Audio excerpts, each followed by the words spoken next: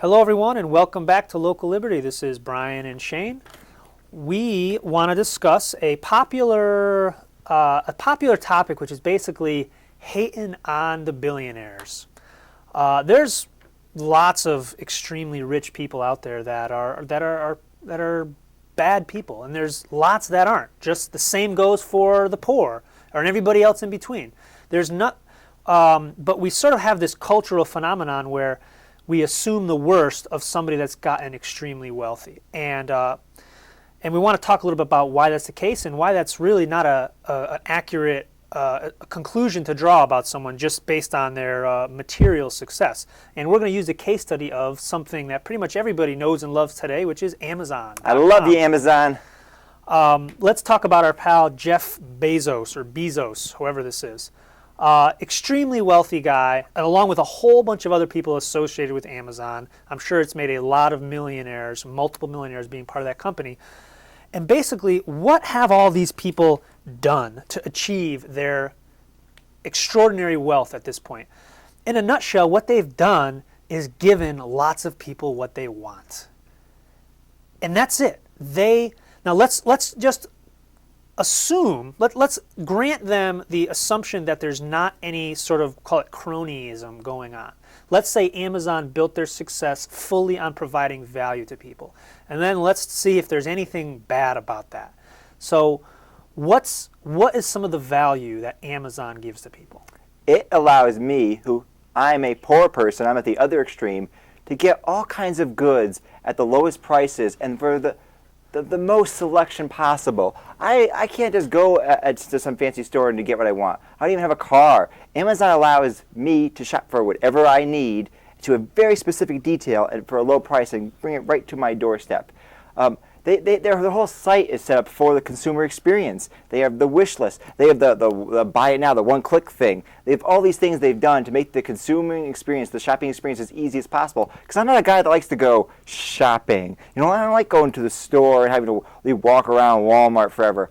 I just want to get my stuff, get what I need, find it, and have it brought to my door. Amazon does that, and it does that very, very well, and that's why it is so successful. And now, another thing that's so great about Amazon, whenever you buy from Amazon, they have this service called Amazon Smile, where you can donate to a charity of your choice. Amazon donates, I think it's 0.5%, or maybe it's 1% of the purchase price to a charity of your choice.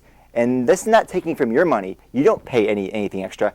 They're just doing it because they want more people to come to their site. So you can support your pet cause while buying whatever thing that you want to buy. It is an amazing service what they have done. Sure, the people that are in Amazon, the various members, the employees there, some of them might be good people, some of them might be bad people. That's the nature of a large organization.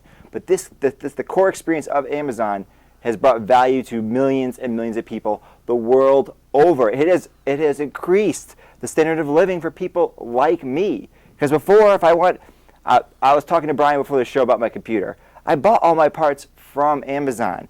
If we were still in the brick and mortar universe, I don't know if I could have a computer that I could even do this show right now. I don't think I would have been able to afford it, but I could get what I wanted because Amazon had it. And they have a very reliable system to buy off other people. So it's not just their own things they're selling. They have a market for used items. Almost all my books I buy, if you go to my house, my apartment, and see my personal library I'm building, my personal research library, 90% of that is from Amazon. It's so great. So they're giving a pathway to small-scale businesses to use their platform to make money. It's a mutually beneficial relationship. I don't understand. How can you hate on Amazon? Right. Well, I think what people do, they don't necessarily hate on Amazon because anybody is going to experience, they experience the value as well. They hate on the idea of Amazon or a hugely successful enterprise like it. They hate on some of the prominent figures behind that enterprise. They do the same thing with Wal-Mart. Oh yeah, Walmart's the brick and mortar whipping post. I know so many people that hate on Walmart, and the vast majority of them shop at Walmart. Bingo. So basically, yeah, just to add on to what Shane said, what Amazon is doing is providing, at least is definitely how they got their start, was a clean web interface for shopping, clean and quick, a secure way of paying for things. There was never any doubt about what was going to happen to your credit card. They keep their reputation That's stellar. that's a really good point, because Yep. I remember the early days of the internet, and people were scared to buy online. Like there's this initial period, if you might not remember, 15 years ago, where it's like, Yep. And whoa, where do I go? Where do I go? And what I read about that in the early days, where Amazon really got their headway, is they sold simple stuff. They sold books. Yeah. People would buy a was a $10 bookstore. book. Right. People would buy a $10, $15 book with a credit card on a computer because there's a low risk, low fear factor. It's not going to get damaged in shipping. Yeah. They can look and say, there's no, oh, I want to make sure, I want to pick the right book off the shelf. Say, I just want the book. I want it want something shipped to to my read. house, and I want it on time.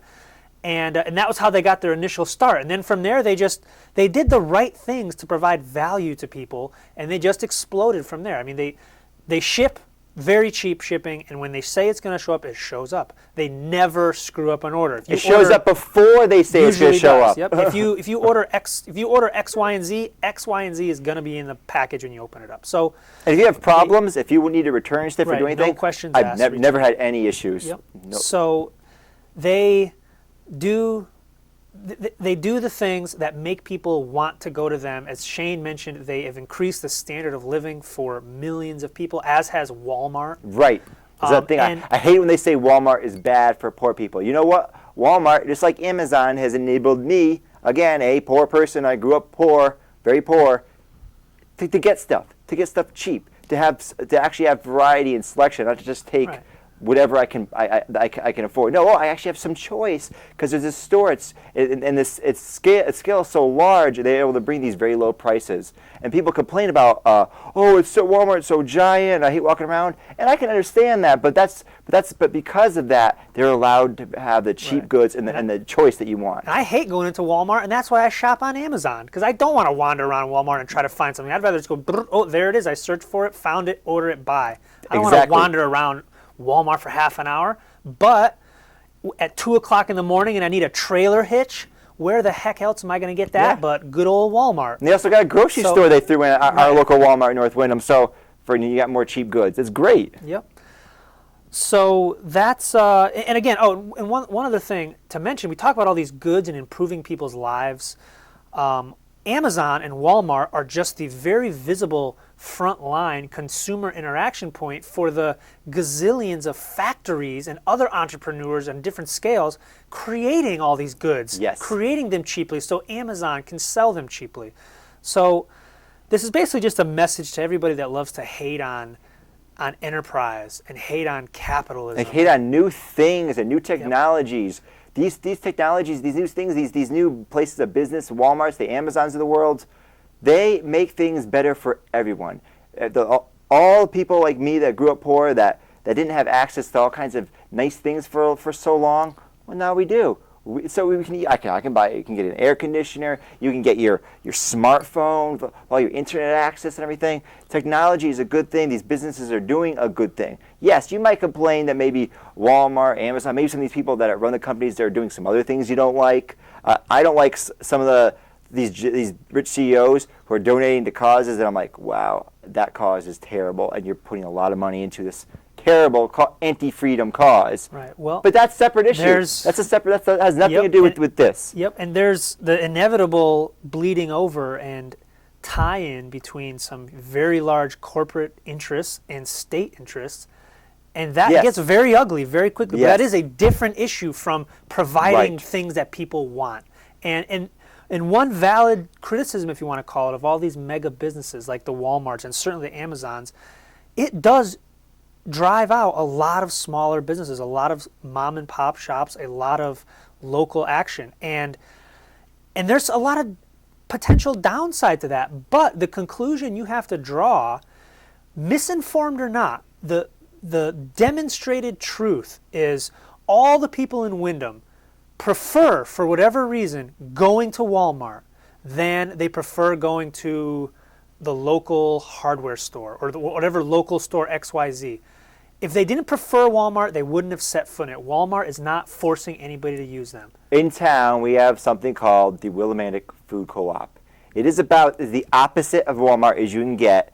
It is thriving. In the last 20 years, it has continuously moved to new and better places and new buildings. It's providing something different. a different value. Right, exactly. It's a very different experience when you go to the Willamette Food Co-op and when you go to Walmart. I actually did an essay on this, a report on this in an anthropology class about why would the people that shop at Walmart versus the people that shop at the food co-op. Because there's a very distinct crowd at the food co-op. Well, Walmart, everyone just goes there. But then people are looking for a certain thing, like the food co-op, they go there, and they're able to support that business. So these mom and pop stores that go out of business, you know, I feel bad because obviously that's hurting their lives. But you need to offer something different. Look at all the mom and pop places in town like Greg's, Tony's, all the food places, all the Spanish food places. They're extremely successful. The Mexican restaurants, Cinco de Mayo, all these places are very successful because they're offering something unique and interesting, something that people want. Yep, like so, there's hardware stores that are very successful. I used to live in Colchester. There was a great hardware store there. I would go to that store and spend more money because it was a much better experience. The guy that worked there was super knowledgeable about anything and everything. If I had some question on a project, how am I going to do this, how am I going to do that? Oh yeah, here's an idea for you. Oh, and here's the nuts and bolts are right there. Or I can go to Home Depot and save 10%, 15% on the materials, but spend 2 hours wandering around the store, not find anybody that can help you. Yeah. When I have a question when I just need to go buy something where I don't need any human interaction whatsoever, Home Depot makes sense. When I want to know I'm getting something a little bit better, maybe I'll go to Mackey's or whatever the case may be. So hating on successful organizations basically means you're hating on people's individual choices. And again, this sort of ties into the whole theme of our show is how do you know what somebody else values better than they do themselves? Exactly, Brian. You don't. Exactly. Different people value different things. Because I've seen people hate on Walmart. I've seen people hate on the food co-op. They're like, why would I go to that hippie place? All the stuff is so expensive. What a waste of my time. I'm not going there. All right, then don't go there. That's cool. Oh, you don't like Walmart? Cool. Then don't go there. That's fine. Right? There's different choices. There's different things for different people, and you just go to what you're looking for. Don't hate on what someone else is looking for. Like I talked about before about using the government against each other. It's like, oh, well, I need to get my way, but this guy's trying to get his way, so I need to get government on my side as quickly as possible so I can screw him over first before he screws me over. Doesn't make sense. It's terrible. And you've just described democracy in action. All right. Thanks for listening, everybody, and check us out on Local Liberty on Facebook and YouTube and localliberty.org. Click that thumbs up button. Take care.